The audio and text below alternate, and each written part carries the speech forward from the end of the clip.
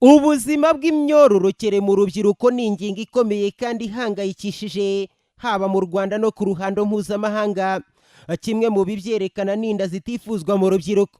Ishami ry'umuryango w'abibumbye ryita ku buzima OMS rigaragaza ko miliyoni 16 z'abakobwa bari hagati y'imyaka 15 na 19 ndetse n'indi miliyoni y'abangavu bari munsi y'imyaka 15 y'ubukure babyara buri mwaka. Benshi muri bo nabo mu bihugu biri mu nzira y'amajyambere. Miliyoni 3 muri bo bakuramo inda buri mwaka mu buryo bushyira ubuzima bwabo mu kaga. Minisiteri y'uburinganire n'iterambere ry'umuryango mu Rwanda Profe itangaza ko muri 2016 abakobwa bari hagati y'imyaka 16 na 19 bagera ku 17,500 batewe inda zitateguwe ndetse binabagiraho ingaruka zitandukanye zirimo no kuva mu mashuri. Si ubuzima bworoshye by'umwihariko ku bakobwa bahura n'iki kibazo nk'uko uyo mu karere ka Gatsibo abitangamo buhamya.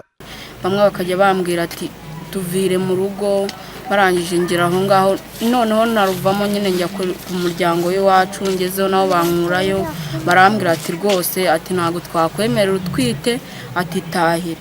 Nagera mu rugo papa kambwira ati rwose nanjye mvira mu rugo ati mfasha umvire mu rugo rwose ati ntago waba waratwaye inda ngo ngire mu rugo.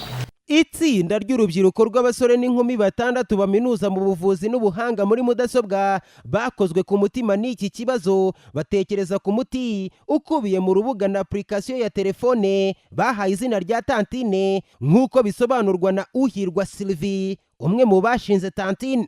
Igikorwa dufite muri make ni application na website byitwa Tantine. Igitekerezo cyaje mu mwaka wa 2016 ubwo twajyaga gusura inkambi ya Mahama. Twagiye tukajya tubona urubyiruko rugenda ruhura n'ibibazo byo kuba badafite amakuru ahagije ku bijyanye n'ubuzima bw'imyororokere, tukabona baragiye bahura n'izo ngaruka. Twaje gusanga rero abantu bafite icyo kibazo atari impunzi zonyine. Kimwe mu by'iyi application ya telefone izakemura ni ukumenya ukwezi k'umugore cyangwa kumenya igihe umugore azabyarira. Abazanye uburyo bw'ikoranabuhanga bafite icyizere ko bizatanga umusaruro mu kugabanya inda zitateguwe. Uhirwa Sylvie na mugenzi we Umuhoza Marie Claire barakomeza. Application rero yacu ifite ahantu hasanzwe ushobora kubona amarticle cyangwa topics zitandukanye, aho ushobora ari nazo ziba ziri kuri website, ahandi hakaba hariho forum discussion. Hari ahantu nyine tuvuge nk'umuntu afite ikibazo kijyanye no ku bintu byo kuboneza urubyaro ashobora kubariza ibibazo abantu bafite ubushobozi n'uburenganzira bakamusubiza. Tukajya n'ahandi hanyuma hari icyo twita tools. Turi ya mbere ni ifasha abakobwa kubabarira ibijyanye n'ukwezi kwabo. Ugashyiramo igihe uherukira mu mihango twakubwira ati uri mu gihe cy'uburumbuke, tukakugira n'inama z'ukuntu wakwitwara.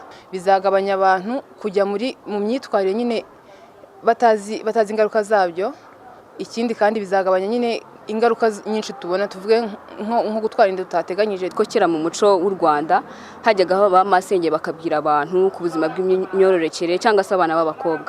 Gusa ubu ngubu ntibikiboneka cyane, cyangwa se ubona abantu batabohotse kuba babasha kubivuga.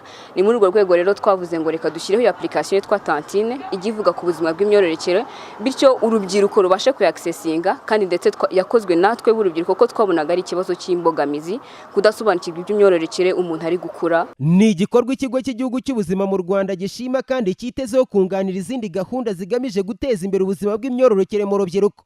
RBC ivuga ko kimwe mu bibazo bikomereye urubyiruko ari ukutagira amakuru ya nyayo. Nzagibwami Elifaze akorana n'ishami rya RBC rishinzwe ubuzima bw'umubyeyi n'umwana muri gahunda z'ubuzima bw'imyororokere.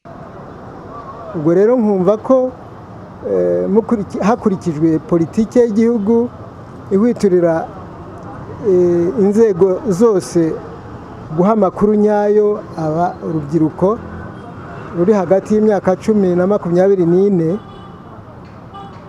urubyiruko ruzagira amahirwe yo kubona amakuru ahagije yatuma birinda ingorane zikururwa no kutamenya.